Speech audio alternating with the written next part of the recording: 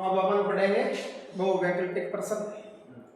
इसमें पहला जैसे प्रश्न पूछा है, सबसे न्यूनतम संख्या जिससे अंडरूट 27 को गुणा करने पर एक तागत संख्या प्राप्त हो जाती है।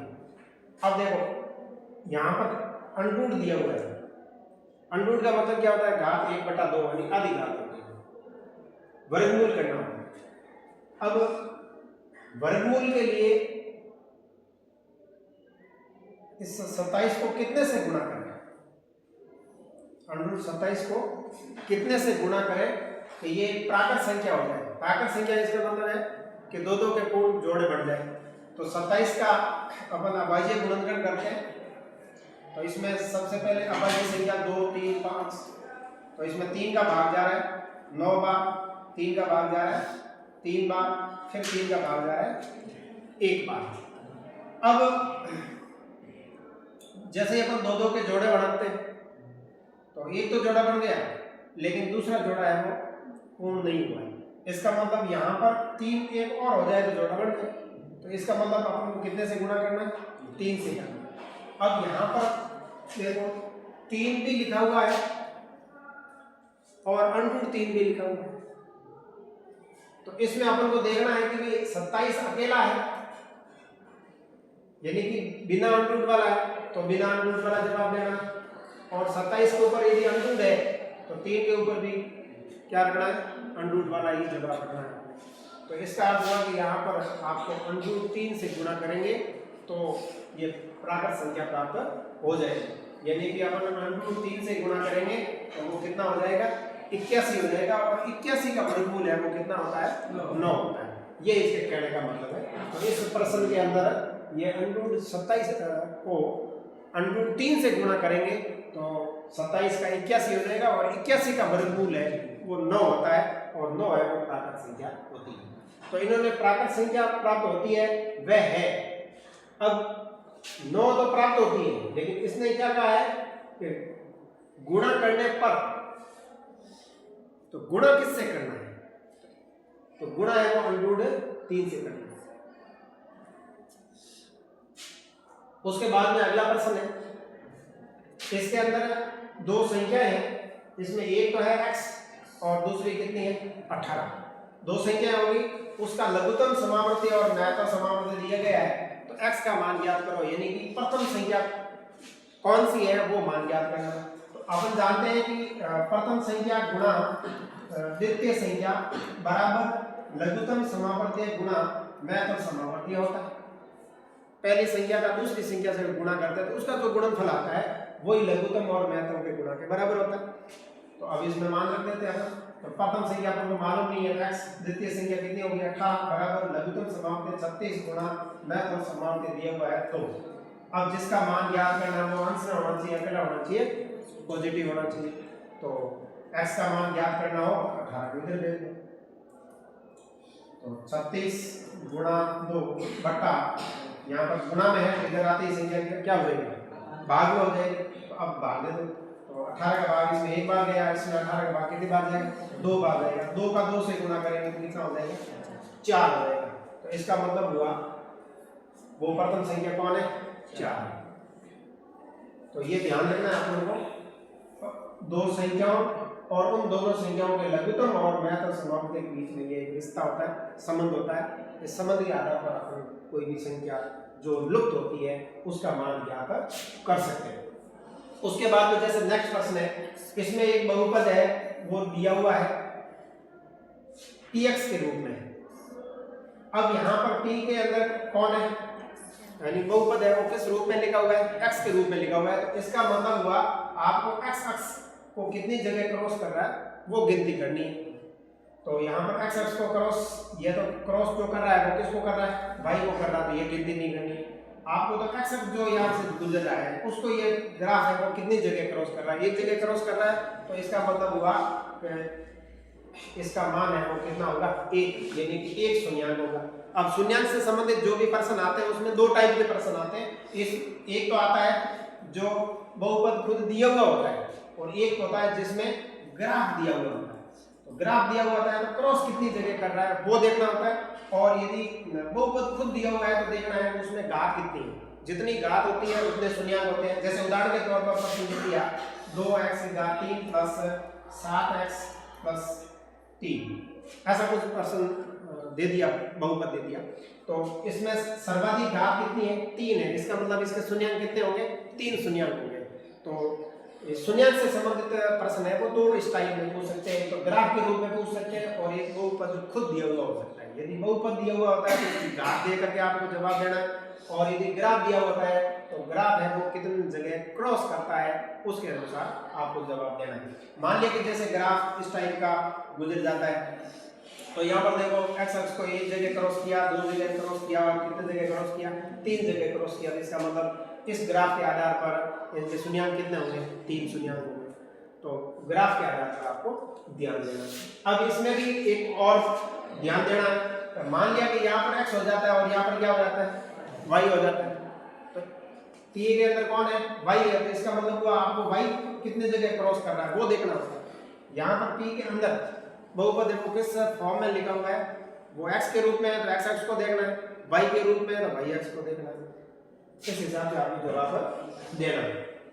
अब उसके बाद में जैसे नेक्स्ट प्रश्न है, इसमें क्या दिया हुआ है एक रैखिक समीकरण। रैखिक का मतलब है जिसकी घात कितनी होती है 1 होती है, उसको रैखिक समीकरण कहते हैं।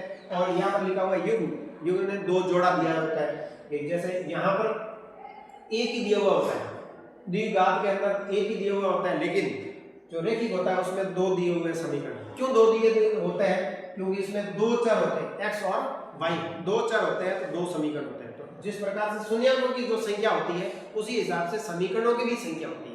समीकरणों की संख्या कितनी होगी जितने चर होंगे, शून्यांकों की संख्या कितनी होगी जितने घात होंगे। तो घात का संबंध शून्यांक से है और समीकरणों की संख्या का संबंध है वो चरों की संख्या से। यहाँ पर ये x है, y है और एक चर और हो जाता है z, तो ये फिर समीकरण 3 होते हैं। कितने होते हैं 3 होते हैं। 3 चर होते हैं तो 3 समीकरण होते हैं, 2 चर होते हैं तो 2 समीकरण होते हैं, और एक चर होता है तो 1 समीकरण होता है। ठीक है, तो समीकरणों की संख्या भी उस बात पर निर्भर करता है कि उस समीकरण के अंदर कितने चर हैं। अब यहाँ पर युग्म का मतलब 2 जोड़े हुए, तो एक जोड़ा ये हो गया, एक ये हो गया। अब इनका हल कैसा होगा, आपको हल करना नहीं है, आपको केवल अंदाजा लगाना है, अनुमान लगवाना है कि इसका हल है किस टाइप का होगा। तो हल से संबंधित अपन के 3 कंडीशन पड़ी है। अपन ग्राफ के अंदर हम देखते हैं कि एक तो जो ग्राफ अपन बनाते हैं तो ग्राफ कैसा बनता है प्रतिशत बनता है, एक दूसरे को क्रॉस करता है, ये अद्वितीय हल हो गया। अद्वितीय हल होगा नहीं होगा, ग्राफ अपन को बनाना नहीं, ग्राफ बनाने से पहले अनुमान लगाना, तो उसके लिए कंडीशन होती है a1 बटा a2 b1 बटा b2, और ये मान बराबर नहीं होना चाहिए। इनका जो गुणांक होते हैं उन गुणांकों का जो अनुपात है वो बराबर नहीं होना चाहिए। यदि बराबर होता है तो फिर अद्वितीय नहीं होगा।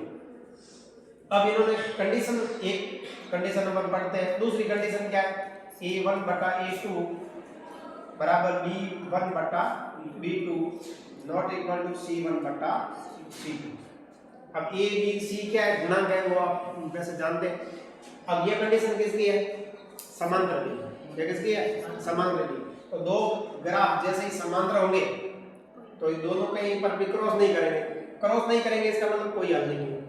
ठीक है, तो कोई हल नहीं है इसका मतलब वो समीकरण क्या है असंगत। क्या है असंगत, जिसका हल होता है वो संगत है, जिसका हल नहीं होता है उसको असंगत कहते हैं। तो ये कंडीशन 2, और तीसरी कंडीशन क्या होती है इसमें तीनों ही बराबर होते हैं।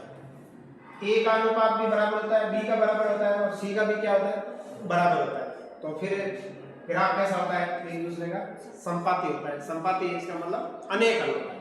खैर, तो ये 3 जो अपन ने अलग अलग परिस्थितियां पढ़ी थी उसमें से ये किसकी बात कर रहा है, तो ये क्या कह रहा है देखिए समीकरण है ये दिया हुआ है, इसके हल होंगे, यानी कि हल की उम्मीद क्या है, हल कितने होंगे, एक होगा, अनेक होगा या कोई हल नहीं होगा। तो अब इनके जो जो गुणांक दिए गए हैं उन गुणांकों का अपन अनुपात ज्ञात करेंगे।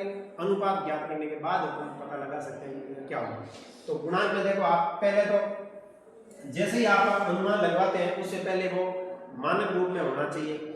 मानक रूप का मतलब है पहले ax plus by plus c बराबर क्या होना चाहिए 0, यानी कि पहले पद कौन सा होना चाहिए x वाला, फिर y वाला और फिर कांस्टेंट राशि होनी चाहिए। फिलहाल ये क्वेश्चन है वो मानक रूप में ही है, यानी x वाला पहले है, फिर y वाला है और फिर कांस्टेंट वाला है। तो इसका मतलब ये a का मान हो गया, ये b का हो गया और ये क्या हो गया, c का मान हो गया। तो इनका अनुपात अपन निकालते हैं।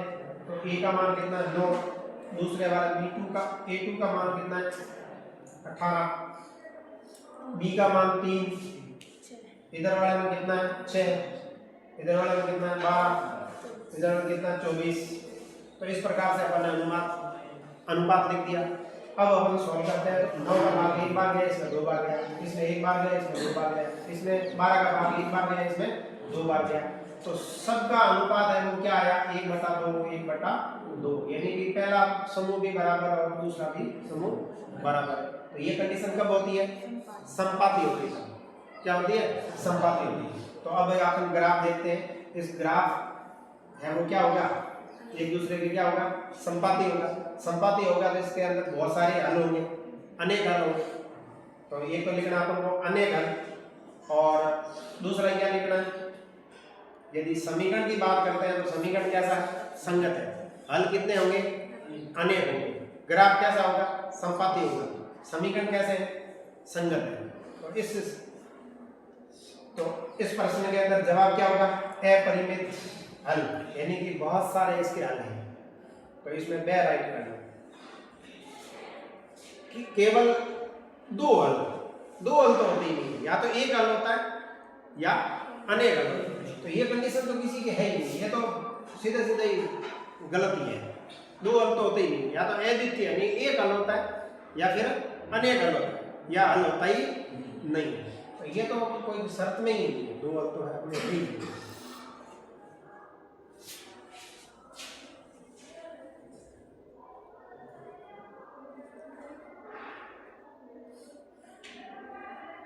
अगला प्रश्न, यदि 6 पदों वाली एक समांतर श्रेणी का प्रथम पद 2 है और अंतिम पद है वो कितना है 10 है, तब समांतर श्रेणी का योगफल कितना है। अब देखो कितने पद है, 6 है। इसका मतलब ये पहला पद है और ये कौन सा पद है, छठा पद है। कौन सा पद है, छठा पद है। अब समांतर श्रेणी का योगफल कितना होगा, तो योगफल का फॉर्मूला होता है Sn बराबर n/2 a प्लस l। तो n का मान कितना है 6/2, पहला पद 2 और अंतिम पद कितना है 10।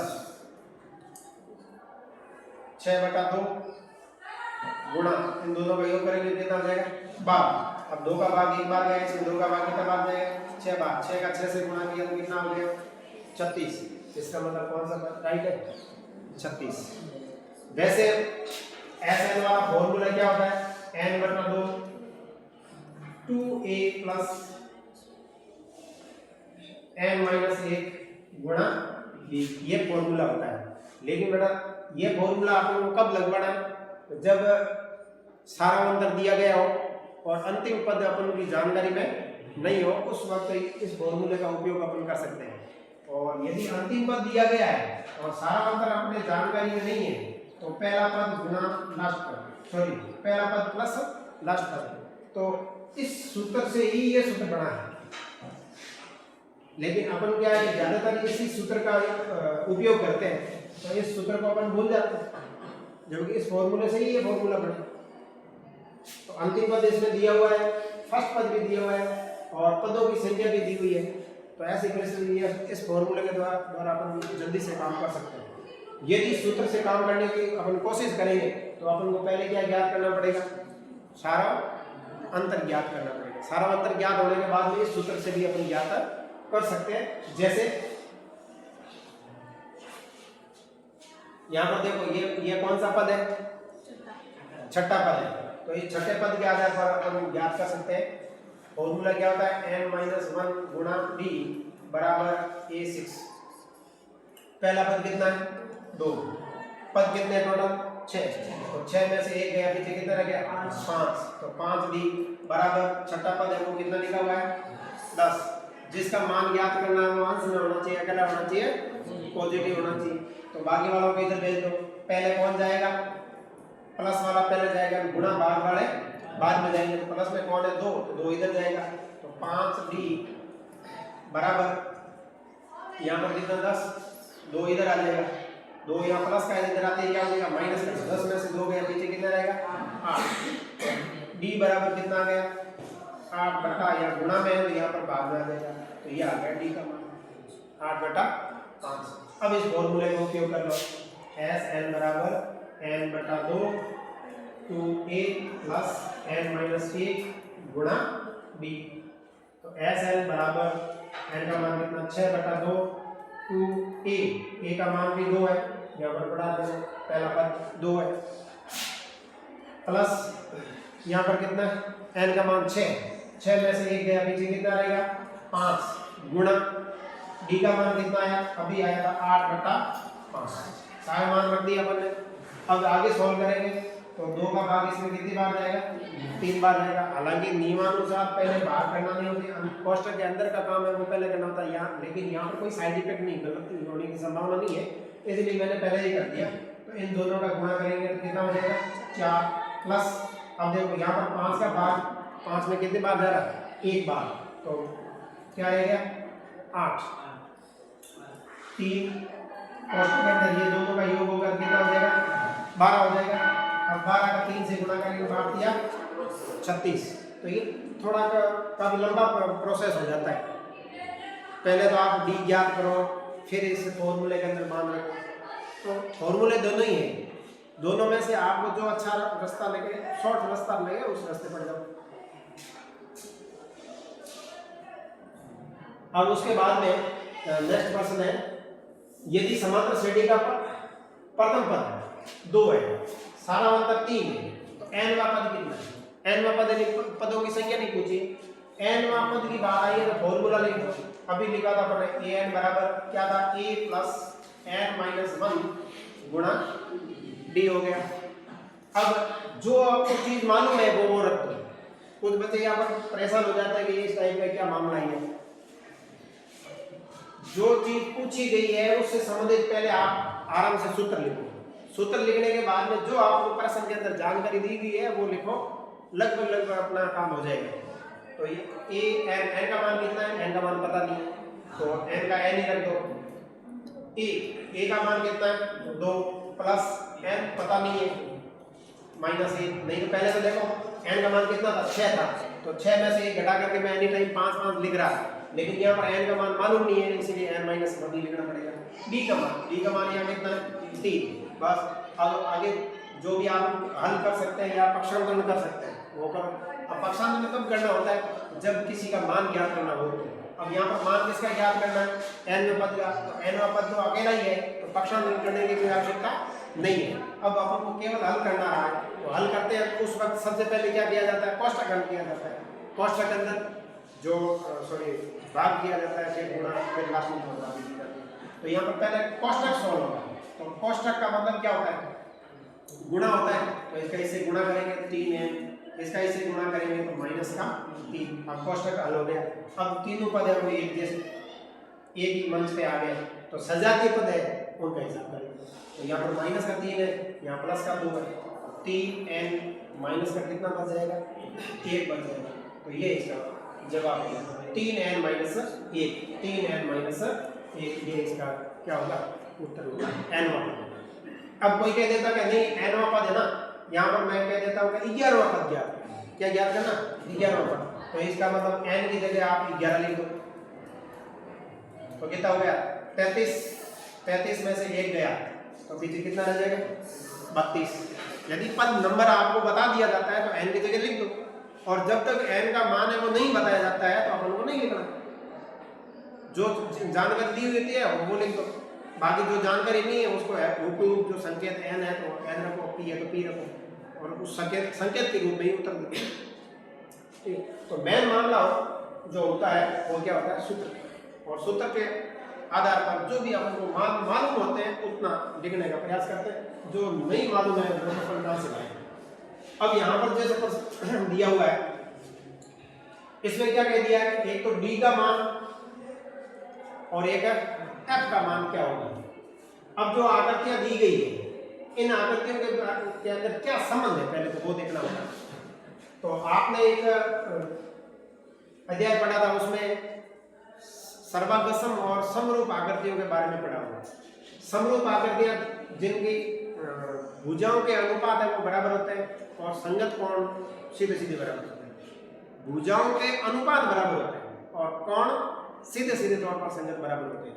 तो अब यहाँ पर भुजाओं के अनुपात बराबर है या नहीं है, तो अब यहाँ पर देखो ये भुजा कितनी है 5, तो ये कितनी है 45, यानी कि कितना गुणा है 9 गुणा। यहाँ पर कितने 7, यहाँ पर कितने 63। इसका मतलब इनका अनुपात है वो क्या है, अनुपात बराबर है। अनुपात क्या है बराबर है।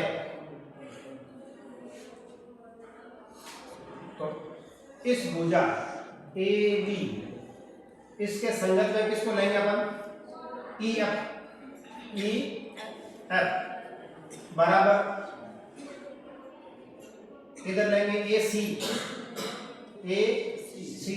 इस ए सी के संगत में कौन है डी ई। इन दोनों भुजाओं के अनुपात क्या है बराबर है। इसके अलावा यहाँ पर कौन के देखो दो भुजाओं के अनुपात बराबर है, इसका मतलब फॉर्मूला क्या हो गया, जो सर्वागसम की जो कसौटी थी एस वाला फॉर्मूला था, एस वाला था, 5 कसौटी। तो अब उसमें से कौन सी बढ़ रही है, 2 तो बढ़ गई, 2 भुजाओं के अनुपात तो बराबर है। अब एक है वो कोण के बारे में जानकारी दी गई है, तो कोण के बारे में हम देख लेते हैं। तो यहाँ पर कोण कितने डिग्री का है 60 डिग्री का, तो कोण सीधा सीधा बराबर होना चाहिए। तो यहाँ तो 70 का है, इधर जाएंगे तो 50 का, तो ये तो दोनों बराबर ही नहीं है, तो क्या करें। तो फिर इसका मतलब हुआ ये हो सकता है बराबर हो, लेकिन इसके बारे में अपन को जानकारी नहीं है। तो जानकारी अपन ले सकते हैं कैसे, तो अपन जानते हैं कि त्रिभुज के तीनों कोणों का योग कितना होता है 180 होता है। तो 50 और 70 कितना हो गया 120। तो इसका मतलब हुआ पीछे वाला कोण है जो थर्ड कोण है वो कितना हो जाएगा 60 डिग्री हो। तो इसका मतलब हुआ जो कोण ई है वो किसके बराबर है ई के बराबर है, ठीक है। तो इसका मतलब यह हो गया कौन सी कसौटी हो गई एस वाली कसौटी हो गई। इस एस वाली कसौटी के आधार पर ये दोनों त्रिभुज है वो क्या हुए, दोनों त्रिभुज समरूप हुए। कैसे हुए समरूप हुए। अब यदि समरूप है तो उनके संगत भुजाओं के अनुपात बराबर होते हैं और संगत कोण भी क्या होते हैं बराबर होते हैं। अब ए है वो किसके बराबर है ई के बराबर है। तो बाकी वाले कोण है वो कौन से कोण किनके बराबर होंगे, तो इसमें देखो कौन कौन सी भुजाएं हैं वो संगत है। तो देखो यहाँ पर कितनी है ए बी, ये किसके है ई एफ के। तो इनके समूह में कौन है सी, तो इसके समूह में कौन है डी। इसका मतलब हुआ डी है वो सी के बराबर है। एक बार दोबारा देखो ये संगत कोणों की पहचान कैसे होती है कि आपने कौन कौन सी 2 संगत भुजाएं ली है, तो वो भुजाएं संगत है तो उनके सामने वाले जो समूह कोण है वो भी संगत होते हैं। देखो इधर क्या लिया था हमने ए बी लिया था, तो सामने भुजा कौन सी ली थी ई एफ लिया था। तो इसके सामने कौन है सी कोण, तो इसके सामने कौन है डी कोण। इसका मतलब ये इसके बराबर, तो इसका मान है वो कितना हो जाएगा 70 हो जाएगा। इसके अलावा और क्या लिया था आपने, ये भुजा ली थी एसी के सामने किसको लिया था आपने डी एफ को। तो एसी के सामने कौन है बी, तो इसके सामने कौन है एफ। तो इसका मतलब बी है वो एफ के संगत है। तो एफ को कितना हो गया 50 और डी है वो कितना हो गया 70। एक बार पुनः देख लो ये कितना 45, ये कितना 5, तो 5 बटा 45, 5 का भाग देंगे तो कितना आएगा 1/9, यानी कि इनका अनुपात है कितना 1/9। तो इन दोनों का अनुपात भी 7/63, 7 का भाग देंगे तो कितनी बार जाएगा 1/9। यानी कि इनकी जो संगत भुजाएं हैं उन भुजाओं के अनुपात है वो क्या आ गए 1/9 आ गए। तो भुजाओं के अनुपात बराबर है तो संगत कोण भी क्या होते हैं बराबर। लेकिन इसके संगत होंगे कौन, तो उनके सामने वाली भुजा देखनी है। यहाँ 45 के सामने कौन है सी, तो यहाँ पर 5 के सामने कौन है डी, तो ये कोण आपस में क्या होंगे, बराबर होंगे, तो डी है वो कितना हो जाएगा, 70 हो जाएगा। इसी प्रकार से यहाँ पर 63 है, 63 के सामने कौन है, बी, तो यहाँ पर भी 7 के सामने कौन है, एफ, तो इसका मतलब एफ है वो बी के बराबर होगा, एफ है वो बी के बराबर होगा, इसका मतलब मान कितना हो जाएगा, 50 हो जाएगा। कई बार इनको सांकेतिक रूप में लिखने के लिए भी बोल दिया जाता है, तो आपको पता है कि पहले जो त्रिभुज का नाम है वो तो अपन मन अपनी इच्छा से ए बी सी लिख सकते हैं, फिर दूसरे का जब नाम लिखते हैं अपन उस वक्त जैसे यहाँ पर ए है, ए है तो ए के संगत में कौन है यहाँ, तो यहाँ ए के संगत में अपने कौन आया था, ए के संगत में ये कोण कितना आया था, 60, तो यहाँ पर 60 के सामने कौन है, ई, सॉरी सामने नहीं, 60 है तो 60 का सीधा यहाँ क्या लिखना है, ई लिखना, ये 60 डिग्री का है तो ये भी कितना हो जाएगा, 60 डिग्री हो जाएगा। उसके बाद में यहाँ पर जैसे बी है वो कितना डिग्री का है, 50 का, तो यहाँ पर 50 का आपने कौन आया था, 63 के सामने, तो 7 के सामने एफ आएगा, तो इसका मतलब सेकंड नंबर पर कौन आएगा, एफ आएगा, और लास्ट पीछे जो बचता है वो क्या हो जाएगा, डी। इस प्रकार से अपन कभी कभार सांकेतिक रूप में भी लिखने का कह सकते हैं। तो सांकेतिक रूप में लिखते हैं उस समय अपन को दो बातों का ध्यान रखना है, एक तो कोण के अकॉर्डिंग भी आप लिख सकते हो, और कौन सी भुजा किसके संगत लिखी थी उसके हिसाब से भी आप इन बिंदुओं के नाम है वो आप लिख सकते हैं। इसमें थोड़ी सावधानी बरतने की बहुत जरूरत होती है, नहीं गलत हो जाता है।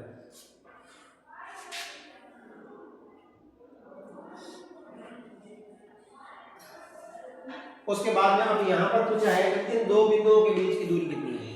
अब दूरी से संबंधित एक अवश्य प्रश्न आता है, और दूरी से संबंधित जो सूत्र है वो आप जानते हैं, निर्देशांक ज्यामिति के अंदर x1 माइनस x2 का square plus y1 minus y2 का स्क्वायर, ये इसका मेन फॉर्मूला है।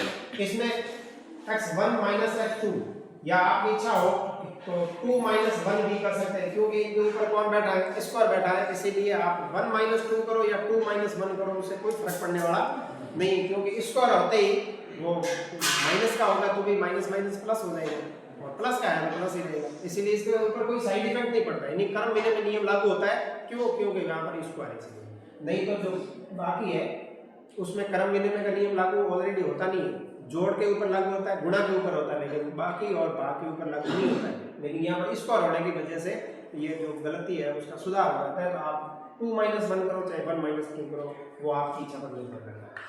तो इससे संबंधित प्रश्न अवश्य आता है।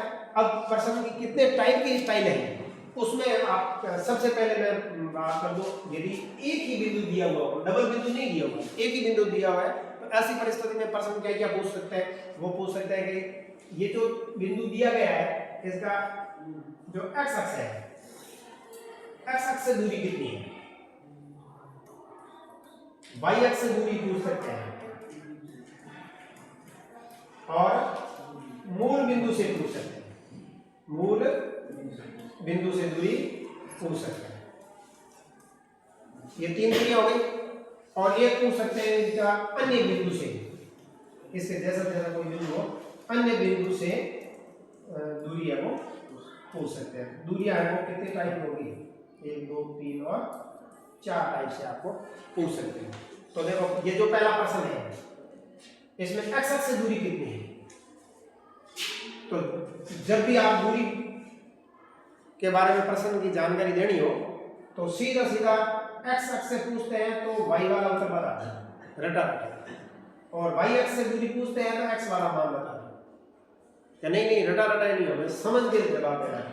तो इधर देखो थोड़ा सा आप काल्पनिक कच्चा चित्र बना दो ग्राफ का, ग्राफ मांगने की कोई जरूरत नहीं है, ग्राफ अपने प्रश्न में आएगा नहीं, आपको केवल समझने के लिए रफ पृष्ठ पर आपको ग्राफ की थोड़ी एक्स अक्ष और वाई अक्ष लाइन खींच देनी है। तो ये तो हो गया एक्स अक्ष और ये क्या हो गया वाई अक्ष। अब ये कहां पर है 2 और 3, यानी एक्स का मान 2 है और वाई का मान कितना है 3 है। तो यहाँ पर आप मूल बिंदु से रवाना होंगे, तो मूल बिंदु से रवाना होंगे तो एक्स का मान 2 तो इधर 2 आ जाओ, और वाई का मान 3 तो वाई का मान 3। यहाँ पर ये बिंदु मौजूद है, इसका नाम कोई भी दे दो, बिंदु ए दे दो। अब ये निर्देशांक भी पास में लिख दो। अब ये क्या पूछ रहा है, एक्स अक्ष से दूरी कितनी है, नहीं कि ये जो सड़क जा रही है इस सड़क से इस बिंदु की दूरी है वो कितनी है, तो ये अपन दूरी कितनी आए 3 इकाई। और वाई अक्ष से पूछते हैं तो ये दूरी वाई से कितना दूर है, तो ये वाई से कितना दूर है, नहीं कि एक्स की तरफ जितना गए थे वही इसकी दूरी होगी, तो ये कितनी हो जाएगी 2 हो जाएगी। तो एक्स अक्ष से दूरी कितनी है 3, वाई अक्ष से दूरी कितनी है 2। इकाई जरूर लिखना यदि हो तो, ठीक है, वर्ग इकाई मत लिख लेना। दूसरी बात ध्यान रखनी है, दूरी हमेशा पॉजिटिव ही लिखना, नेगेटिव मत लिखना, क्योंकि दूरी है वो अदिश राशि होती है। विस्थापन है तो उसमें प्लस भी हो सकता है माइनस भी हो सकता है, लेकिन दूरी है वो हमेशा धनात्मक ही लिखनी होती है। अब मूल बिंदु से इसकी दूरी कितनी है, मूल बिंदु ये पड़ा, तो मूल बिंदु के निर्देशांक क्या हुआ 0 0। तो इसने अब की बार क्या पूछा है, ये सीधी सीधी दूरी पूछ ली है, तो d बराबर कितना है, तो उस फॉर्मूले में रखेंगे, ये पड़ा फॉर्मूला, तो d बराबर √x, x का मान कितना 2 माइनस x2 है दूसरे बिंदु का, दूसरा सामने बिंदु कौन है, मूल बिंदु है, तो इसका तो 0 ही है, तो 0 का स्क्वायर प्लस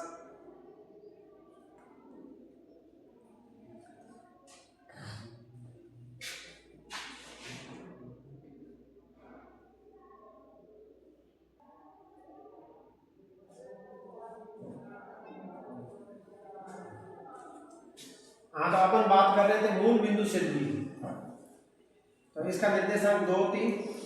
अब जैसे ही अपन मान रखेंगे 2 माइनस 0 का square plus y1 minus y2, y1 का मान कितना 3 और y2 का मान 0, क्योंकि सामने मूल बिंदु कौन है 0 0, इसका भी स्क्वायर, तो 2 में से 0 गया, 3 में से 0 गया, 3 का 3 ही रहेगा। अब 2 का स्क्वायर 4 और 3 का स्क्वायर कितना हो गया 9, दोनों का योग करेंगे तो कितना आ जाएगा √13। तो मूल बिंदु से दूरी कितनी होगी √13। अब इसका वर्गमूल करेंगे तो 2 2 के जोड़े बनते हैं तो ये 12 आ जाएगा, नहीं तो अंदर रहेगा। तो आप जानते ही है कि ये तो अभाज्य संख्या है, इसके तो अभाज्य गुणनखंड हो नहीं सकते, तो इसका उत्तर है वो √13 ही रहेगा। अब मान लिया कि यहाँ पर 16 आ जाता है तो इसमें कितना आ जाएगा 4, 9 आ जाता 3, 25 आ जाता तो 5, ये तो आप इधर से जानते ही। तो मूल बिंदु से इसकी दूरी है वो कितनी आ गई √13 आ गई। वाई अक्ष से दूरी कितनी है 2, एक्स अक्ष से दूरी कितनी है 3, ठीक है। लेकिन यहाँ पर फिलहाल जो इसने प्रश्न पूछा है वो पूछा है इन 2 बिंदुओं के बीच की दूरी कितनी है, तो उस सूत्र में मान रख दो, तो d बराबर 5 माइनस x2 2 का स्क्वायर प्लस 6 माइनस 3 इसका स्क्वायर, इसमें से कितना रहा 3 प्लस इसमें भी कितना रह गया 3, इसका भी 9, इसका भी 9, कुल मिलाकर कितना हो गया 18। अब √18, अब ये गुणनखंड कर दो 18 का, 2 का भाग जा रहा है 9 बार, 2 का भाग सॉरी 2 का इसमें नहीं जा रहा, 3 का भाग जा रहा है 3 बार, फिर 3 का भाग जा रहा है 1 बार। अंडूट है इसका मतलब 2 के समूह बनने, तो इसका एक समूह बनता है, तो जिसका समूह बनता है वो तो अंडूट से आ जाएगा बाहर, और जिसका समूह नहीं बनता वो तो अंदर रह जाएगा। तो 3√2 3√2 ये वाला उत्तर है। तो इन दोनों के बीच की दूरी है वो ये हो जाएगी। कभी कभार मात्रक भी लिखा हुआ होता है, तो मात्रक में आपको क्या लिखना है इकाई लिखना, इसमें लिखा नहीं है, यदि लिखा हुआ होता है तो इकाई वाला राइट करना है, वर्ग इकाई वाला मत करना है। इस चीज का विशेष आपको ध्यान रखना है। अब इसमें कभी कभार भुज और कोटि भी पूछ लेते हैं, तो भुज है इसका मतलब आपको x का मान बताना है, और कोटि पूछ लेते हैं जिसका मतलब y का मान बताना है। और भुज और कोटि का मान जब भी बताओ उस समय प्लस का है तो प्लस का ही लिखना है, माइनस का है तो माइनस ही लिखना है। जबकि दूरी के अंदर आपको ऋणात्मक संकेत लगवाने की कोई आवश्यकता नहीं है। अब रही बात यहाँ पर प्रश्न नंबर 9 की समकोण त्रिभुज। अब समकोण त्रिभुज के अंदर किसका मान पूछा है इसने, cos c का मान पूछा है। तो आप सर्वविदित है कि यहाँ पर जो ट्रिग्नोमेट्री के अंदर आपने पढ़ा है लाभ बटा कटा,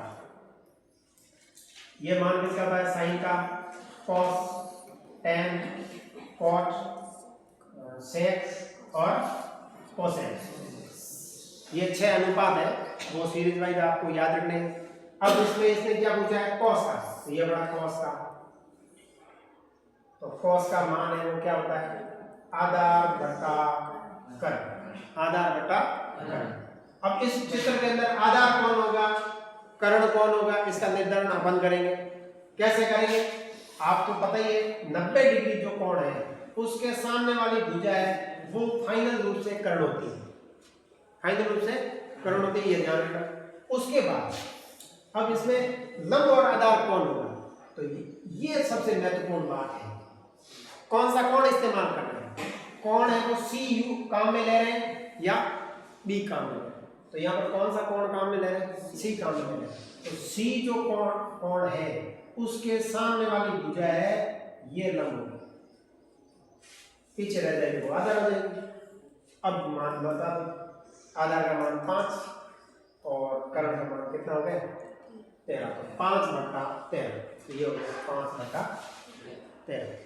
अब यही चीज यदि आप यहाँ पर बी लिखा हुआ हो, यहाँ पर क्या लिखा हुआ बी, उस वक्त मान कितना होगा, तो यहाँ पर कौन सा कोण लिखा हुआ है, बी लिखा हुआ है, तो ये कोण बी लिखा हुआ है, इस बी के सामने वाला ये क्या होगा, लंब होगा। 90 के सामने वाले क्या होता है, कर्ण, शेष जो बचती है भुजा वो क्या हो गई, आधार हो गई। अब यहाँ पर क्या है, आधार बटा कर्ण, आधार का मान कितना है 12 बटा कर्ण, कितना हो गया 13। तो अनुपात वही है कॉस, लेकिन जैसे ही कोण चेंज हुआ तो आधार भी क्या हो गया, चेंज हो गया। तो इसमें मुख्य रूप से 2 बातें ध्यान रखनी है, उसमें से एक बात तो फिक्स होती है, 90 डिग्री के सामने वाली भुजा एनी टाइम क्या रहेगी, कर्ण रहेगी, और जो कोण यहाँ पर अपन काम में ले रहे हैं उसके सामने वाली भुजा है वो एनी टाइम लंब रहेगी। जैसे ही कोण चेंज तो लंब और आधार भी आपस में चेंज हो जाएंगे, तो इस हिसाब से आपको जवाब देना है।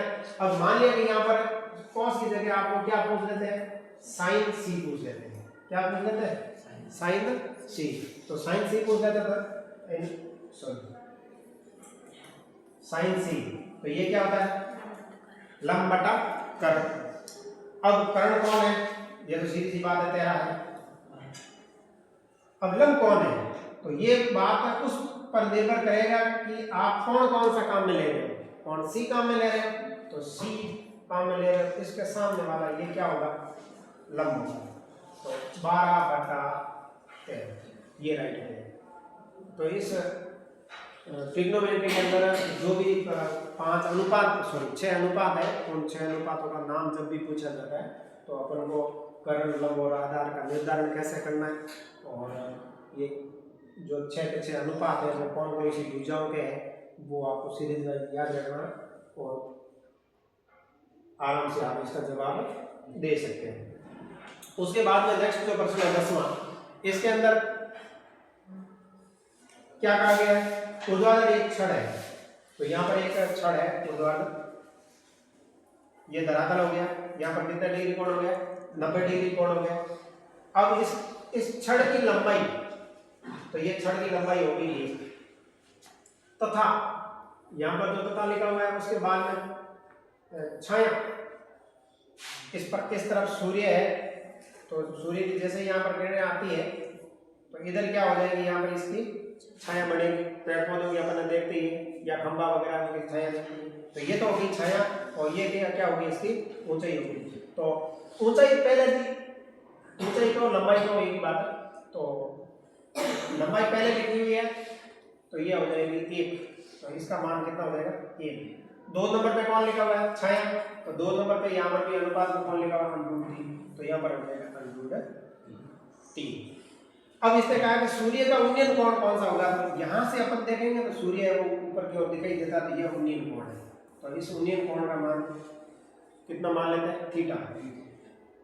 अब ये थीटा काम में ले रहे हैं, इसके सामने वाली ये भुजा क्या होगी, लंब होगी, 90 डिग्री के सामने वाला क्या होगा, कर्ण, और ये क्या हो जाएगा, आधार। अब अपन को कर्ण से कोई मतलब नहीं है, तो ये तो हो गया लंब और ये हो गया आधार।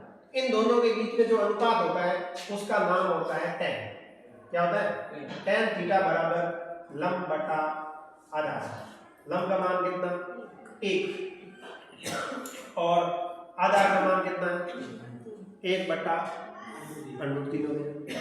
अब 1 बटा √3 है वो tan के अंदर जो अपन ने विशिष्ट कोणों की सारणी पढ़ी उसमें 1 बटा √3 है वो कब होता है, जब थीटा का मान कितना डिग्री होता है, 30 डिग्री होता है।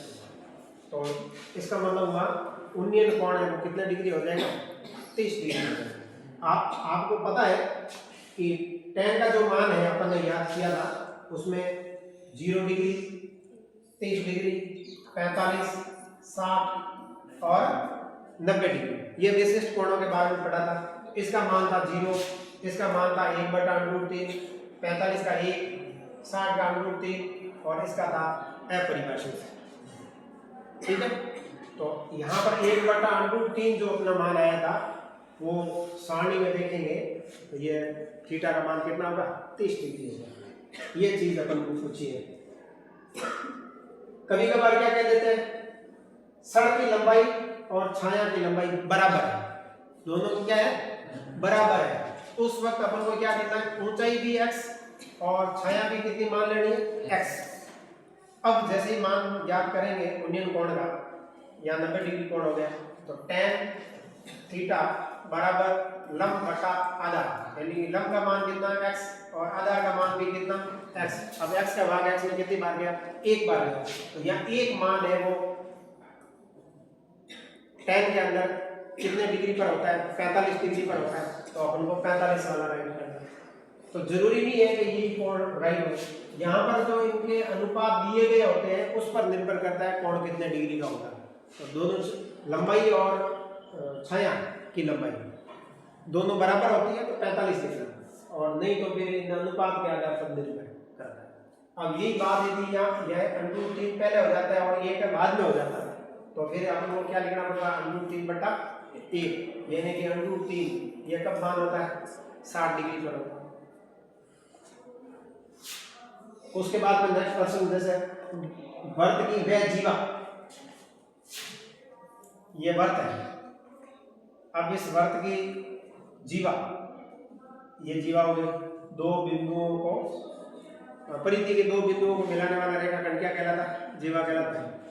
अब ये क्या कह रहा है, जिसकी लंबाई वर्त की त्रिज्या की दुगुनी, त्रिज्या की दुगुनी तो कौन होता है, उसको अपन क्या कहते हैं, व्यास कहते हैं। त्रिज्या का दुगुना व्यास होता है, तो वो क्या कहलाती है, वो क्या कहलाती है, व्यास कहलाती है। ठीक है, तो वो कहां से जाती है, केंद्र से गुजरती है। कहां से, केंद्र से गुजरती है। ये त्रिज्या की दुगुनी, ये क्या होती है, व्यास। तो व्यास वर्त की सबसे बड़ी जीवा होती है। उसके बाद में जैसे प्रश्न है, यदि बाह्य बिंदु P से O केंद्र वाले वर्त को दो स्पर्शरेखा एकल पर खींचती है, यदि दोनों के बीच कितने डिग्री कोण है, 80 डिग्री का कोण है, तो POA का मान किसके बराबर होगा। तो पहले अपन चित्र बनाएंगे तब समझ में आएगा कि ये क्या चीज है। तो पहले आपने क्या बना दिया, वर्त बना दिया। अब केंद्र को क्या मान लिया, O, ये कह रहा है कि O केंद्र वाला वर्त है। अब इसके बाहर कौन बिंदु है, P बिंदु है, तो यहाँ पर P लिख दिया। अब यहाँ से दो स्पर्शरेखाएं खींची जा रही है, दो स्पर्शरेखा, एक तो ऊपर खींच दी और एक नीचे खींच दी, तो इधर तो क्या हो गया A और इधर कौन हो गया B। अब इनको आपस में यहाँ त्रिज्या खींच दो, त्रिज्या है वो स्पर्शरेखा के साथ में सदैव कितने डिग्री कोण बढ़ाती है, 90 डिग्री का कोण बढ़ाती है, ये आपको पता है। तो अब ये कह रहा है कि इन दोनों जो स्पर्शरेखाएं जा रही है ना, वो एक दूसरे है वो कितने डिग्री पर झुकी हुई है, 80 डिग्री पर झुकी हुई है। तो यहाँ पर कितना डिग्री कोण हो गया, 80 डिग्री हो गया। अब देखो ये भी 90 है, ये भी 90, 180 हो गया।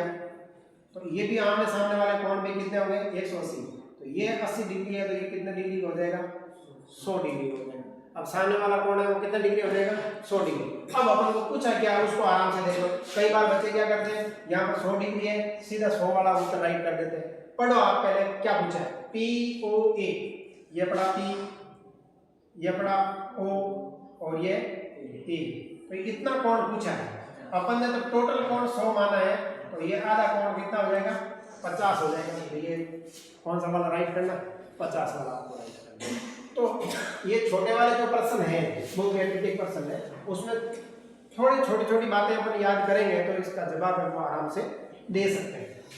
अब उसके बाद में जैसे यहाँ पर बात आती है एक वर्ग है, इसकी त्रिज्या कितनी है ये, तो इसकी परिधि कितनी होगी, तो ये तो बहुत नॉर्मल प्रश्न पूछा गया है। ये वर्ग है, इस वर्ग की परिधि यानी कि पूरी बाउंड्री किनारा कितना है, तो किनारा ये तो अपन बहुत छोटी क्लास में पढ़ता है 2 पाई r। अब परिधि के बाद में अपन को क्या पूछ लेते हैं, कई बार चाप पूछ लेते हैं। क्या पूछ लेते हैं, चाप पूछ लेते हैं। तो चाप बराबर चाप के लिए अपन संकेत लगवा दिया क्या, l। अब चाप क्या होता है वो आप वैसे जानते हैं, परिधि का छोटा सा हिस्सा। जैसे ये पूरी टोटल किनारा है, इसमें से छोटा सा भाग यहाँ से यहाँ तक अलग कर देते हैं, कितना सा ये जो लंबाई है, तो इसको अपन किस नाम से पुकारते हैं, चाप नाम से पुकारते हैं। अब यहाँ से यहाँ तक है, तो इसको केंद्र से आप मिलाओ तो केंद्र पर कोण अंतरित होगा, तो उसको अपन क्या नाम क्या दे दिया, थीटा। तो इस चाप के लिए फॉर्मूला बन गया 2 पाई r बटा 2 पाई r कब होता है, जब टोटल कोण होता है। टोटल कोण कितने डिग्री होता है, 60 डिग्री का, तो बटे में कितना लिख दिया 60 डिग्री गुणा ये थीटा के लिए, तो गुणा थीटा हो गया। अब मान लिया कि यहाँ पर टाइम t के लिए यूज करते हो, तो यहाँ पर कितने लिख दो 60 मिनट, 60 होती 60 लिख दो। घंटा यूज करते हो आप, तो यहाँ पर 12 लिख दो। जो जिससे आप तुलना करते हो वो आपको अंश में हर में लिख देना उसके। तो इस प्रकार से अपन ने चाप का फॉर्मूला भी अपने ज्ञात करना सीखा था, लेकिन यहाँ पर प्रश्न बहुत नॉर्मल पूछ लिया है। तो इसकी परिधि कितनी है, तो 2 पाई r। ये कई बार जैसे ये पूरा वर्ग है, अब इस वर्ग की जगह उन्होंने क्या पूछ दिया, अर्धवर्ग पूछ दिया। क्या वर्ग पूछ दिया, अर्धवर्ग। अब अर्धवर्ग का कितना हो जाएगा, तो इसके लिए कहीं, हालांकि ये तो कंपटीशन लेवल का है, फिर भी ये हो गया अर्धवर्ग। अब टोटल कितना होता है 2 पाई r, तो यहाँ से यहाँ तक ये क्या हो जाएगा आधा, तो केवल मात्र क्या हो जाएगा पाई r। जो 2 पाई r है उसका आधा हो जाएगा, तो केवल पाई r हो जाएगा। अब यहाँ से यहाँ तक तो हो गया, लेकिन अब यहाँ से यहाँ तक वापस और जाना है। टोटल कितना, जहाँ से रवाना हुए वहीं वापस जाना होता है, तो ये r होता है, ये भी क्या होता है r। इसका मतलब टोटल जो किनारा है वो हो जाएगा पाई r प्लस, अब यहाँ से यहाँ जाओ तो 2r। तो ये फॉर्मूला बन जाता है। एक घन का विकर्ण की लंबाई ज्ञात करने का सूत्र क्या है, एक घन है, इसके विकर्ण की लंबाई ज्ञात करने का सूत्र क्या है, तो ये हो गया। हालांकि इस टाइप का प्रश्न है वो पहले अपने थे, अपने सिलेबस में है नहीं, लेकिन इन्होंने प्रैक्टिस के लिए दे दी है।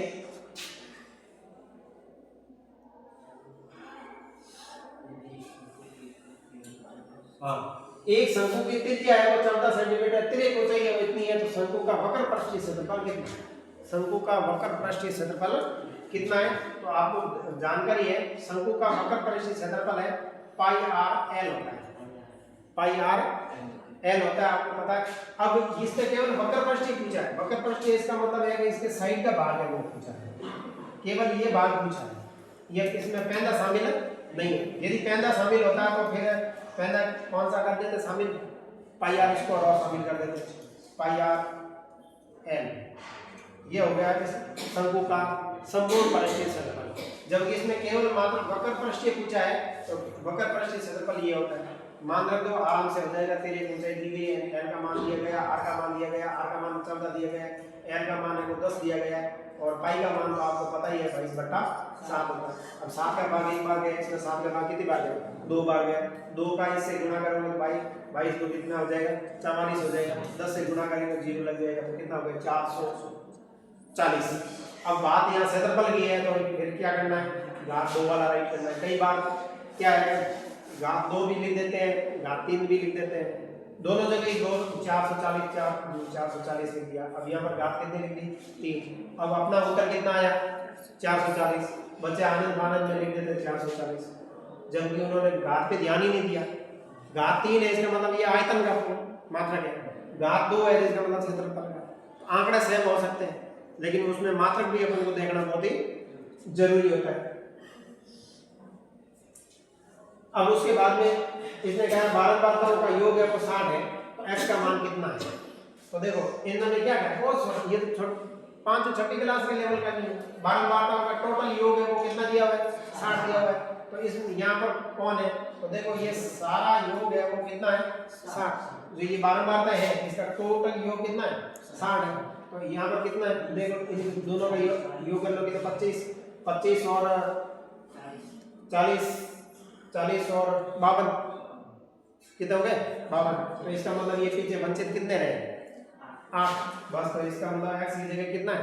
8। ये तो बहुत नॉर्मल प्रश्न पूछ लिया इन्होंने। संचयी बारंबारता सारणी का उपयोग करते संचयी बारंबारता यानी कि CF। संचयी बारंबारता मतलब CF। अब CF वाली सारणी स्तंभ है वो किसके लिए तैयार करते हैं? बहुलक के लिए तैयार करते हैं, मध्यक के लिए तैयार करते हैं या मध्य के लिए तैयार करते हैं? तो देखो मध्य के लिए तो क्या तैयार करते हैं? fx। और बहुलक है उसमें तो कोई ज्ञात स्तंभ तैयार करने की जरूरत नहीं होती, सीधे सीधे फॉर्मूला में यूज होता है। तो संचयी बारंबारता ज्ञात होने किसके लिए होती है? मध्य क्या के लिए होती है। तो ये ध्यान रखना है। बहुलक के लिए कोई स्तंभ तैयार नहीं करना होता है, और मध्य के लिए क्या तैयार करना होता है? fx। क्या तैयार करना होता है? fx। बहुलक के लिए कुछ ज्ञात करने की जरूरत नहीं है, जो सर्वाधिक है उसी को ही नोट कर लो, ठीक है ना। हाँ, इसने क्या पूछा है? ये घटना है तो प्रायिकता को कौन सी परिस्थिति है वो सही है? तो मैं एनी टाइम कहता हूँ जो प्रायिकता है उसका मान 0 के बराबर हो सकता है या 0 से बड़ा, या फिर 1 से छोटा हो सकता है या 1 के बराबर हो सकता है। यानी कि 0 से छोटा नहीं हो सकता है और 1 से बड़ा आंकड़ा प्रायिकता के अंदर नहीं हो सकता है। कई बार क्या करते हैं कि कौन सी प्रायिकता का मान नहीं हो सकता है? यहाँ पर लिख दिया 3/2, यहाँ पर लिख दिया 2/3, यहाँ पर लिख दिया 0.3, यहाँ पर लिख दिया 0.7। इनमें से कौन सी प्रायिकता का मान है वो नहीं हो सकता है? तो देखो ये इसमें तो देखो अंश छोटा है हर बड़ा है, इसका मतलब इसका मान है वो 1 से छोटा आएगा। ये तो 1 से छोटा है ही, ये भी मान 1 से छोटा ही है। इसका मान है वो 2 का भाग 3 में देंगे तो कितना आ जाएगा? 1.5 आ जाएगा। यानी कि इसका मान है वो 1 से ज्यादा है। तो इसका मतलब हुआ ये प्रायिकता का मान कभी भी नहीं हो सकता। और यदि प्रतिशत के रूप में यदि दिया हुआ हो कभी, तो प्रतिशत में ध्यान रखना 100 तक रखना। कितना तक रखना? 100 तक। 100 तक मिली दे। अब 100 के बाद में यदि 110 या 101 कोई प्रतिशत प्रायिकता का मान बता दे परसेंटेज के रूप में, तो ये गलत है, बाकी सही है। 70% है तो भी सही है, 30% है तो भी ये मान सही है। नेगेटिव में नहीं लिखना है और 100 से ज्यादा नहीं लिखना। और यदि प्रतिशत में न होकर के भिन्न के रूप में हो या दशमलव के रूप में हो, ध्यान रखना 1 से बड़ा नहीं होना चाहिए और 0 से छोटा नहीं होना चाहिए। तो ये परिस्थिति है वो प्रायिकता के लिए ध्यान रखना। इसमें ये संकेत वगैरह ध्यान रखने आराम से। ये संकेत किसका है? बराबर का, आपको पता है। तो प्रायिकता का मान है वो 0 के बराबर हो सकता है या 0 से बड़ा हो सकता है। इधर ये क्या है? 1 से छोटा हो सकता है या 1 के बराबर हो सकता है। अब देखो इसमें एक और प्रश्न आता है, जैसे प्रायिकता का मान PA बराबर 0, ये कब होता है? जब कोई घटना असंभव हो। जब कोई घटना असंभव हो तो उसकी प्रायिकता कितनी होती है? 0 होती है। और PA बराबर 1 ये कब होता है? जब घटना होना निश्चित है, जो फिक्स है उसकी प्रायिकता कितनी होती है? 1 होती है। और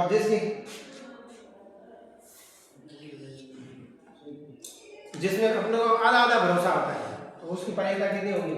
1/2। तो ये तो वैसे 1/2 वाला तो बहुत कम पूछते हैं, लेकिन ये 0 वाला और 1 वाला ये ज्यादा पूछते हैं। प्रायिकता का मान 1 कब होता है? जब घटना निश्चित हो, फाइनल होना तय हो जाए। फाइनल निश्चित, उसमें कोई बदलाव होना पॉसिबल नहीं, 100%। तो फिर उसको क्या करें? प्रायिकता का मान 1। और जो हो ही नहीं सकता यानी कि असंभव घटना, तो उसके लिए अपन क्या करते हैं? प्रायिकता का मान कितना होता है? 0 होता है। तो इस प्रायिकता से संबंधित कुछ छोटे से जो प्रश्न पूछते हैं तो उसमें ध्यान रखना। देखो इसमें देखो नेगेटिव वाला लिखा तो ये भी गलत है। इसमें क्या पूछा है? प्रायिकता का मान है, ये जो प्रायिकता का मान है वो 1 से क्या है? बड़ा है, तो 1 से बड़ा तो होता नहीं है।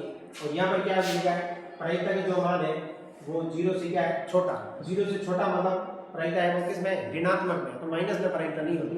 तो ये भी गलत है, ये भी गलत है, ये भी गलत है और ये सही है।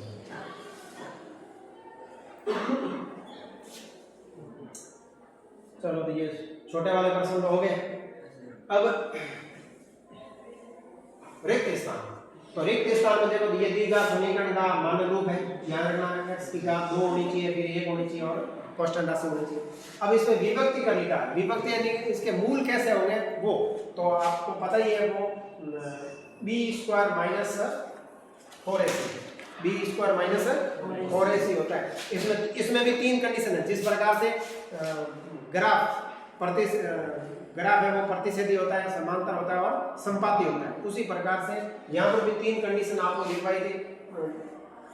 देखो दीर्घ समीकरण है, घात 2 है तो इसके शून्य कहो या हल कहो, तो इसके हल है वो कितने होंगे, 2 होंगे, अल्फा और बीटा 2 होंगे।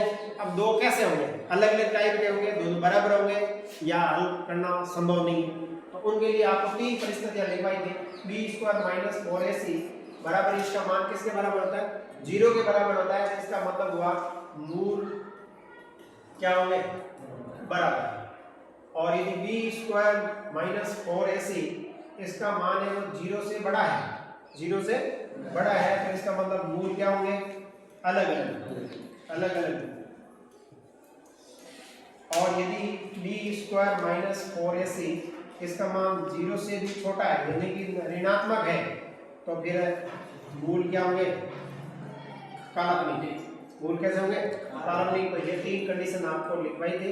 उस तीनों कंडीशनों के आधार पर कभी कभार यहाँ से गुप्त जो आंकड़े होते हैं, गुणांक होता है, उसका मान ज्ञात करने का, k का मान ज्ञात करने का पूछते हैं। लेकिन यहाँ पर तो बहुत छोटा सा क्वेश्चन पूछ दिया है, विभक्ति का क्या है वो लिखना है, यानी कि संकेत b² माइनस 4ac ये लिखना है। अब उसके बाद में यहाँ लिखा है प्रथम n पूर्णांकों का n धन पूर्णांकों का योगफल कितना है, तो ये Sn बराबर n/2 2a plus n minus 1 गुणा d वाले फॉर्मूले के आधार पर आपको ज्ञात करना है, नॉर्मल फॉर्मूला है। अब इसके बाद में यहाँ पर जैसे tan 30 और tan 60 इन दोनों के बीच में कुछ भी संकेत नहीं है, इसका मतलब क्या है, साइलेंट गुणा है, अदिश गुणा। तो अब tan 30 का मान अभी हमने सारणी के अंदर बोला था 1/√3 गुणा tan 60 का मान कितना आता है, √3। अब इसको सॉल्व करोगे 3 का √3 का भाग √3 में कितनी बात आएगा, 1 बात आएगा, तो इसका मान कितना आ गया, 1। तो इस रिक्त स्थान में मान आता है 1। ये 2 त्रिभुज सर्वांगसम कहे जाते हैं जब उनके आकार तथा आमाप क्या हो, समान हो। क्या हो, समान हो। सर्वांगसम यानी कि दोनों एक दूसरे के फिट होते हैं। तो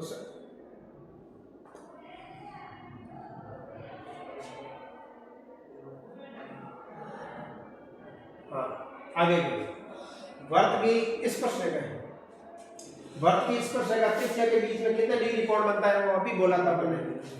वर्त की जो स्पर्शरेखा है वो त्रिज्या के बीच में कितने डिग्री का कोण होता है, के बीच 90 डिग्री का कोण होता है। बहुत छोटा सा सवाल पूछा है, एक पासे को उछालने पर, तो देखो एक पासे को उछालते हैं तो उसमें संभावित संभावना कितनी होती है, 6 होती है। 2 पासे उछालते हैं तो कितनी हो जाएगी, 36। ठीक है, दोनों को सारणी बना करके वो अपने ज्ञात की थी। तो यहाँ पर तो एक ही पासा उछाला गया है। अब 6 से बड़ा अंक आने की क्या प्रायिकता है, तो देखो प्रायिकता जब भी ज्ञात करते हैं टोटल जो संभावना होती है वो तो अपन कहाँ लिख देते हैं, हर में लिख देते हैं। अब संभावित जो संभावना है वो इसमें लिख देते हैं। अब इसने प्रश्न क्या पूछा है, 6 से बड़ा अंक आने की क्या संभावना है। अब 6 से बड़ा अंक तो कोई लिखा हुआ ही नहीं वहाँ, तो आने की कोई संभावना ही नहीं है। जिस परीक्षा के अंदर अपन ने फॉर्म ही नहीं भरा है उसमें अपना सिलेक्शन होने की कोई संभावना होती है। तो यहाँ पर 6 से बड़ा अंक तो पास में लिखा हुआ ही नहीं है, तो आने की तो कोई संभावना ही नहीं है। संभावना ही नहीं है तो इसका मतलब क्या हो गया, बटा 0 लिख दो, तो इसकी प्रायिकता क्या हो गई, 0। तो ये इसका उत्तर हो गया, यानी असंभव घटना। अब आगे के जो लघुतरात्मक छोटे जो प्रश्न है ये भी अपन हल करेंगे। इसमें क्या पूछा है, x और y का लघुत्तम समावर्ती और ये दे दिया है घातांक रूप में। ये पहले के प्रश्न है, वर्तमान में अपने सिलेबस में नहीं है, लेकिन इसमें क्या करना होता है कि जो लघुत्तम समाप्तियां ज्ञात करने के लिए पूछा है ना, तो अधिकतम घात वाला लेना है। जैसे यहाँ पर सबसे पहले अभाज्य गुणनखंड करना होता है, लेकिन अभाज्य गुणनखंड तो हमने दिए हुए हैं, अपन को गुणनखंड करने की जरूरत ही नहीं है, तो ज्यादा से ज्यादा ले लो।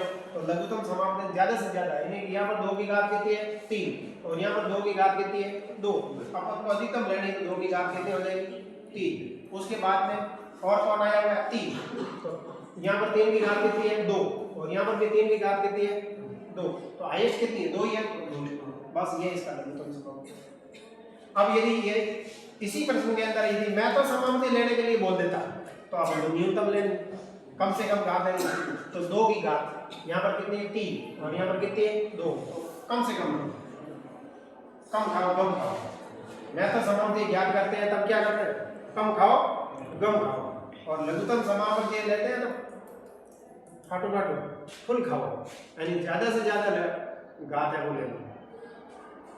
और 3 की घात में कितनी 2, तो यह हो गया लघुत्तम समाप्ति, सॉरी मैं तो समाप्ति, और ये क्या हो गया लघुत्तम समाप्ति। इसमें अभाज्य गुणनखंड करने की जरूरत नहीं, क्योंकि यह तो घातांक रूप में लिखा हुआ है, तो अपन को सीधा सीधा उत्तर लिखने की जरूरत नहीं।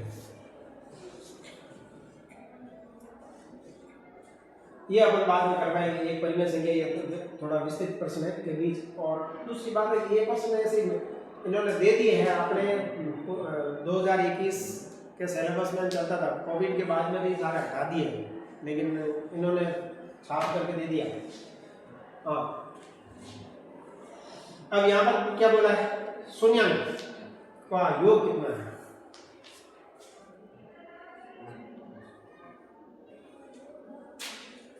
देखो मानक रूप अभी अपने लिखा था x² plus bx plus c बराबर 0। अब यहाँ पर घात 2 है, फिर घात 1 है, इसका मतलब ये मानक रूप में तो है। a का मान कितना है, a का मान यहाँ कुछ भी नहीं लिखा हुआ है, इसका मतलब 1 है। b कितना है -6 है, और c का मान कितना है, c का मान कितना है 7। अब इसमें क्या पूछा है, एक तो योग पूछा है और एक क्या पूछा है गुणनफल। तो योग यानी कि अल्फा प्लस बीटा, इसका संबंध किसके बराबर होता है -b/a के बराबर होता है, और अल्फा गुणा बीटा इसका संबंध है वो किसके बराबर होता है c/a के बराबर, यानी कि शून्यांकों और गुणांकों में यह संबंध होता है जो आपने पढ़ा था। अब मान रख दो, तो माइनस इस संबंध के अंदर ही है। अब b का मान कितना है -6, तो माइनस माइनस क्या हो गया प्लस हो गया, बट्टा a का मान 1 ही है, तो योगफल कितना आ गया 6। गुणनफल c/a, c का मान कितना है 7/a का मान कितना 1, तो 7, यानी कि गुणनफल कितना आ गया 7। इस टाइप से आपको प्रश्न ध्यान करना है। सबसे पहले आपको तुलना करनी है, यानी कि a का मान कितना है, b का मान कितना है और c का मान कितना है। उसके बाद में शून्यांकों और गुणांकों में जो संबंध होता है वो लिखना है, और फिर गुणांकों के मान जैसे रखेंगे तो मान आ जाएंगे। इसमें विशेष बात ध्यान में ये रखनी होती है कि जब भी आप तुलना करते हो उस वक्त जो प्रश्न दिया गया होता है वो मानक रूप में होना चाहिए, अर्थात वो घात के घटते क्रम में होना चाहिए। कई बार प्रश्न है वो इस टाइप से दे दिया जाता है x² + 7। अब यहाँ पर बच्चे जल्दबाजी में क्या करते थे, ये a का हो गया, ये मान b का, और इसका मान हो गया c का। तो आप उनको मानक रूप में रखना बहुत जरूरी होता है। घात ज्यादा होती है उसको आगे लिखना होता है, तो x² पहले हो गया, इसको बाद में लिखना होता है, तो +6x, फिर कोष्टक राशि होती है। और इसमें ध्यान रखना जब तक बराबर को पार करके नहीं जाता तब तक वो पक्षांतरण की परिभाषा में नहीं आता है, इसीलिए आप चिन्ह मत चेंज कर देना। कोई 2 नंबर पे बैठा है, कोई 1 नंबर पे बैठा है, ये आपस में जगह चेंज करते हैं, तो ये केवल व्यवस्था है, उसमें पक्षांतरण का नियम लागू नहीं होता है। पक्षांतरण का नियम लागू कब होता है, जब बराबर को पार करके साथ है वो लेफ्ट साइड से राइट साइड में आता है, तो ये प्लस का है, इधर आते ही क्या हो जाएगा माइनस का। तो यहाँ पर भी बच्चे गलती कर देते हैं, 6x को इधर जैसे ही लाते हैं, ये प्लस वाला है, इधर आते ही क्या कर लेते हैं माइनस वाला। इन बातों का भी आप विशेष ध्यान में रखते हुए ये काम करना है।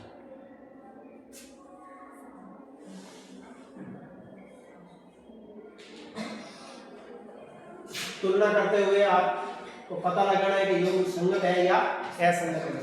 संगत कब होता है? जब हल होता है। असंगत कब होता है? जब हल नहीं होता है। अब नहीं कब होता है? जब ग्राफ कैसा हो? समांतर हो। और हल होता है, चाहे हल एक होता है चाहे अनेक होता है। अब एक कब होता है? जब प्रतिच्छेदी हो। और अनेक कब होता है?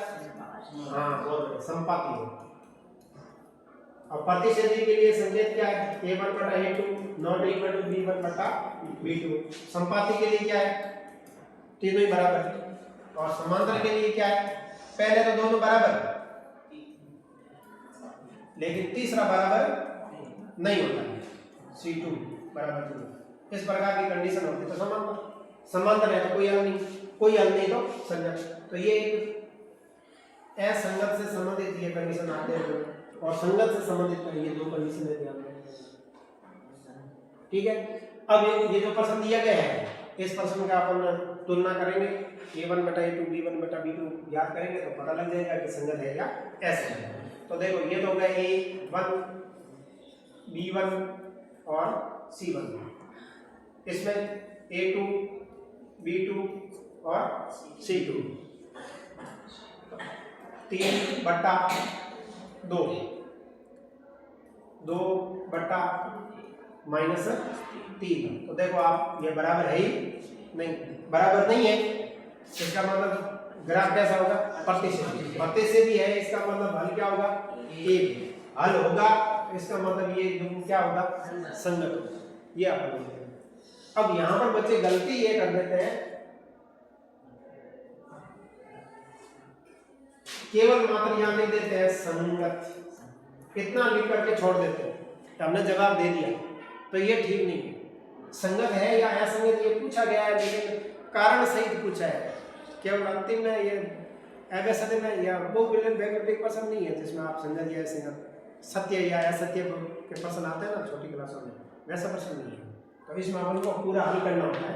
तो यहाँ पर देखो 3x प्लस 2y, वैसे मानक रूप में भी लिखना होता है, इसको इधर भेज दो तो -5 बराबर क्या हो गया? 0। इसी प्रकार यहाँ पर 2x माइनस 3y, इसको इधर भेज दो तो -7 बराबर 0। ये मानक रूप में होगा। अब इसमें तुलना करो, 3 बटा 2 इधर हो गया 2 बटा -3 और -5 बटा -7। अब माइनस है तो माइनस करना, कोई दिक्कत वाली बात नहीं, लेकिन ये आपस में बराबर है नहीं क्योंकि इनको काटेंगे तो कटता नहीं है, इधर भी कटता नहीं। अब कुछ बचे क्या करते, ये 2 का भाग इसमें चला जाता है, ऐसा नहीं है। ये अनुपात अलग है, ये अनुपात अलग है। इसके बदले में इसको कब काटते हैं? जब बीच में क्या हो? गुणा का निशान आएगा। वैसे ये नॉर्मल बात है, गलती आप नहीं करेंगे। तो इन दोनों का अनुपात है वो बराबर नहीं है। बराबर नहीं है इसका मतलब ग्राफ कैसा होगा? प्रतिच्छेदी। प्रतिच्छेदी ग्राफ होगा। अब प्रतिच्छेदी ग्राफ होगा तो इसका हल क्या होगा? हल 1 होगा। 1 को अपन क्या कहते हैं? अद्वितीय। ठीक है। तो समीकरण कैसा होगा? हाँ, समीकरण होगा संगत। अब इसमें भी ध्यान रखना है, ग्राफ है वो प्रतिच्छेदी होता है, हल है वो अद्वितीय होता है और समीकरण है वो क्या होता है? संगत। कुछ बच्चे ये कह देते हैं कि हल है वो संगत है, हल संगत नहीं है, हल तो अद्वितीय है, समीकरण है वो संगत है, ग्राफ है वो प्रतिच्छेदी है। तो ये 3 शब्द है और तीनों ही अपने अपने के लिए है, लेकिन कहीं क्या ईंट कहीं का रोड़ा आपस में मत जोड़ देना। प्रतिच्छेदी कौन है? ग्राफ। हल अद्वितीय और समीकरण संगत। संगत कौन है? समीकरण। अद्वितीय कौन है? हल। और ग्राफ कैसा है? प्रतिच्छेदी। इन चीजों का आपको ध्यान में रखते हुए जवाब देना। आगे की तैयारी कल